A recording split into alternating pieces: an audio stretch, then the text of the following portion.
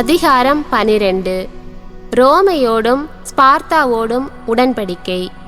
காலம் தமக்கு ஏற்றதாக இருந்ததைக் கண்ட யோனத்தான் சிலரை தேர்ந்தெடுத்து ரோமையர்களோடு தமக்குள்ள நட்புறவை உறுதிப்படுத்தி புதுப்பிக்க அவர்களை ரோமைக்கு அனுப்பினார். அதே நோக்குடன் ஸ்பார்த்தாவுக்கும் மற்ற இடங்களுக்கும் மடல்கள் விடுத்தார். அவர்கள் ரோமைக்கு சென்று ஆட்சி மன்றத்தில் நுழைந்து, தலைமை குரு யோனத்தானும் யூத இனத்தாரும் உங்களோடு முன்பு கொண்டிருந்த நட்புறவையும் ஒப்பந்தத்தையும் புதுப்பிக்க எங்களை அனுப்பியுள்ளார்கள் என்று சொன்னார்கள். இத்தூதர்கள் பாதுகாப்புடன் யூதேய நாட்டிற்கு சென்றடைய உதவும்படியாக அவர்கள் கடந்து செல்ல வேண்டியிருந்த நாடுகளின் தலைவர்களுக்கு எழுதப்பட்டிருந்த மடல்களை ரோமையர் அவர்களிடம் கொடுத்தனர். யோனத்தான் ஸ்பார்த்தர்களுக்கு எழுதிய மடலின் நகல் இதுதான். தலைமை குருவான யோனத்தானும் நாட்டின் ஆட்சி குழுவினரும் குருக்களும் மற்ற யூத மக்களும் தங்களின் சகோதரர்களான ஸ்பார்த்தர்களுக்கு வாழ்த்து கூறி எழுதுவது: உங்கள் நாட்டை ஆண்டு வந்த ஆரியு, நீங்கள் எங்கள் சகோதரர்கள் என்று எங்கள் தலைமை குருவான ஓனியாவுக்கு முன்பு எழுதி அனுப்பியிருந்தார். அதன் நகல் இத்துடன் இணைக்கப்பட்டுள்ளது. நீங்கள் அனுப்பிய தூதரை ஓனியா மரியாதையுடன் வரவேற்றார். ஒப்பந்தம், நட்புறவு ஆகியன பற்றி தெளிவாக குறிப்பிட்டிருந்த மடலையும் பெற்றுக்கொண்டார். எங்களிடம் இருக்கும் திருநூல்கள் எங்களுக்கு ஊக்கமூட்டுவதால் இத்தகைய ஒப்பந்தம் எதுவும் எங்களுக்கு தேவையில்லை. எனினும் உங்களோடு நாங்கள் கொண்டுள்ள சகோதர உணர்வையும் நட்புறவையும் புதுப்பிக்க உங்களுக்கு மடல் அனுப்பியுள்ளோம். ஏனென்றால் உங்களோடு நாங்கள் கொண்டுள்ள நட்புறவை முறித்து கொள்ள விரும்பவில்லை. மேலும் உங்களிடமிருந்து மடல் வந்து வெகு காலம் ஆயிற்று. நாங்கள் எல்லா சூழல்களிலும், எங்கள் திருநாட்களிலும் மற்ற சிறப்பு நாட்களிலும் செய்யும் பலிகளிலும் வேண்டுதல்களிலும் இடைவிடாமல் உங்களை நினைவு கூர்கிறோம். ஏனெனில் சகோதரர்களை நினைவு கூர்வது நல்லதும் பொருத்தமும் ஆகும். உங்கள் புகழ் கண்டு நாங்கள் மகிழ்ச்சி அடைகிறோம். பல துன்பங்களும் போர்களும் எங்களை சூழ்ந்து கொண்டிருந்தன. சுற்றிலும் இருந்த மன்னர்கள் எங்களை எதிர்த்து போர் செய்தார்கள். இப்போர்களில் உங்களுக்கோ மற்ற நட்பு நாடுகளுக்கோ நம் நண்பர்களுக்கோ தொந்தரவு கொடுக்க நாங்கள் விரும்பவில்லை. விண்ணக இறைவனின் உதவி எங்களுக்கு இருந்ததால் எங்கள் பகைவர்களிடமிருந்து நாங்கள் காப்பாற்றப்பட்டோம். எங்கள் பகைவர்கள் முறியடிக்கப்பட்டார்கள். ஆதலால் அந்தியோக்குவின் மகன் நூமேனியையும் யாசோனின் மகன் அந்திபாத்தரையும் தேர்ந்தெடுத்து ரோமையரோடு நாங்கள் முன்பு கொண்டிருந்த நட்புறவையும் ஒப்பந்தத்தையும் புதுப்பிக்க அவர்களிடம் அனுப்பியிருக்கிறோம். உங்களிடம் வந்து உங்களுக்கு எங்கள் வாழ்த்துக்களை தெரிவிக்குமாறு அவர்களுக்கு கட்டளை கொடுத்திருக்கிறோம். நமக்கிடையே உள்ள சகோதர உறவை புதுப்பிப்பது தொடர்பான எங்கள் மடலை அவர்கள் உங்களிடம் கொடுப்பார்கள். எங்களுடைய மடலுக்கு பதில் எழுதும்படி இப்போது கேட்டுக்கொள்கிறோம். ஸ்பார்த்தர்கள் ஓனியாவுக்கு விடுத்த மடலின் நகல் இதுதான்.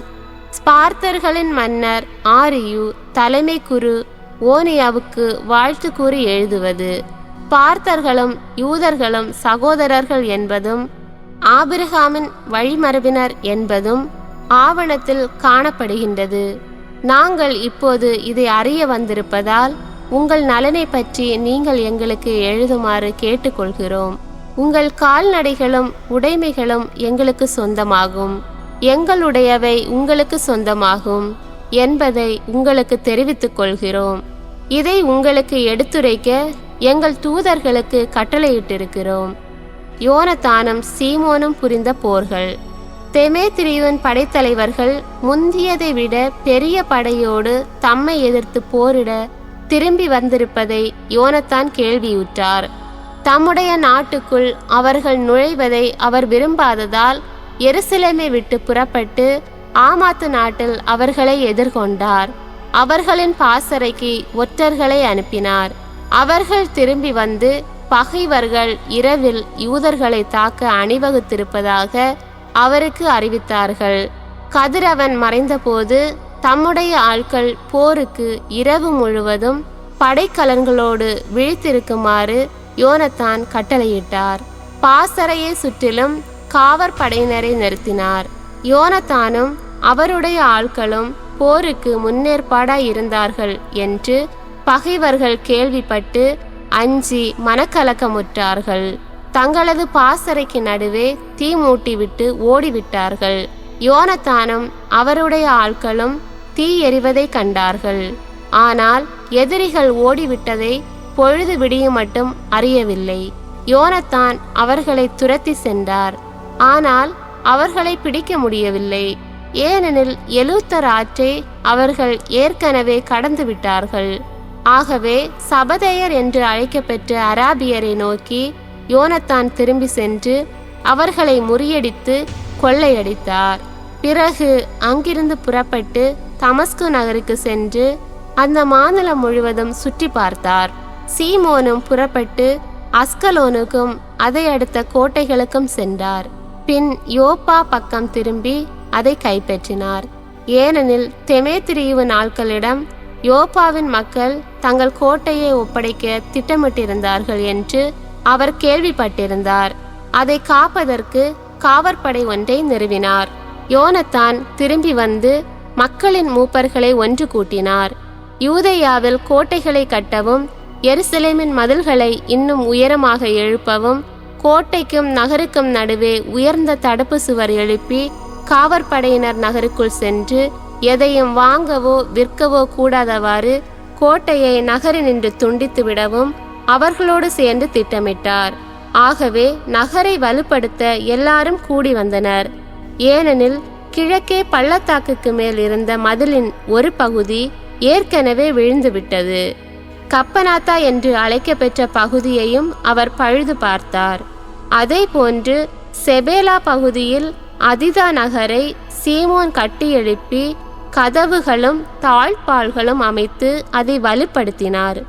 அப்போது ஆசியாவின் அரசனாகி முடிப்புனையவும் மன்னன் அந்தியோக்குவுக்கு எதிராக கிளர்ச்சி செய்யவும் திரிபோ வழி தேடினான். அதற்கு யோனத்தான் தன்னை அனுமதிக்க மாட்டார் என்றும் தன்னை எதிர்த்து போர் செய்வார் என்றும் அஞ்சி அவரை பிடித்து கொல்லும்படி தேடினான். அங்கிருந்து புறப்பட்டு பெத்சானை அடைந்தான். யோனத்தான் 40,000 தேர்ந்தெடுத்த படை வீரர்களோடு திரிபோவை எதிர்த்து பெத்சான் சென்றடைந்தார். யோனத்தான் பெரும் படையோடு வந்திருப்பதை திரிபோ கண்டு அவரை எதிர்த்து தாக்க அஞ்சினான். அதற்கு மாறாக அவரை சிறப்போடு வரவேற்று தன் நண்பர்கள் அனைவரிடமும் அவரை அறிமுகம் செய்து வைத்து அவருக்கு அன்பளிப்புகள் வழங்கினான். தனக்கு கீழ்ப்படிவது போலவே அவருக்கும் கீழ்ப்படிய வேண்டும் என்று தன் நண்பர்களுக்கும் படை வீரர்களுக்கும் கட்டளையிட்டான். பின் யோனத்தானை நோக்கி, நமக்கிடையே போரே இல்லாத சூழ்நிலையில் நீர் இம்மக்கள் எல்லாருக்கும் இத்துணை தொல்லை கொடுப்பானேன்? ஆதலால் இப்போது இவர்களை வீடுகளுக்கு அனுப்பிவிடும். உம்முடன் இருக்க சிலரை மட்டும் தேர்ந்து கொண்டு என்னோடு தாலமே நகருக்கு வாரும். அதையும் மற்ற கோட்டைகளையும் எஞ்சியிருக்கும் படைகளையும் அலுவலர் அனைவரையும் உம்மிடம் ஒப்படைத்துவிட்டு நான் வீடு திரும்புவேன். இதற்காகவே நான் இங்கு வந்தேன் என்றான். யோனத்தான் அவனை நம்பி அவன் சொற்படி செய்து தம் படைகளை அனுப்பிவிட்டார். அவர்கள் யூதேய நாட்டுக்கு திரும்பினார்கள். ஆனால் அவர் தம்மோடு 3000 வீரர்களை வைத்து கொண்டார். இவர்களுள் 2000 பேரை கலிலேயாவில் விட்டு சென்றார். எஞ்சியிருந்த 1000 பேர் அவருடன் சென்றனர். யோனத்தான் தாலமாய் நகருக்குள் நுழைந்தபோது அந்நகரத்தார் வாயில்களை அடைத்து அவரை பிடித்து கொண்டனர். அவருடன் சென்றவர்கள் எல்லாரையும் வாளுக்கு இரையாக்கினர். மேலும் யோனத்தானுடைய வீரர்கள் எல்லாரையும் கொல்வதற்கு காலாட்படையினரையும் குதிரை வீரர்களையும் கலிலேயாவுக்கும் பெரிய சமவெளிக்கும் திரிபோ அனுப்பினான். யோனத்தானும் அவருடன் இருந்தவர்களும் பிடிபட்டு கொல்லப்பட்டார்கள் என்று அவருடைய மற்ற வீரர்கள் அறிந்து ஒருவருக்கொருவர் ஊக்கமூட்டி போருக்கு அணிவகுத்து சென்றார்கள்.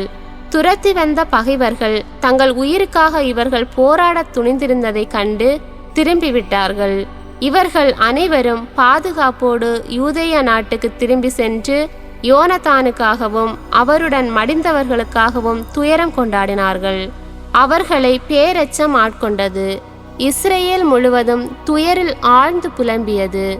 சுற்றி இருந்த பிறவினத்தார் அனைவரும் அவர்களை அழித்தொழிக்க தேடினார்கள். ஏனெனில் அவர்கள் இவர்களுக்கு தலைவனோ உதவியாளனோ இல்லை.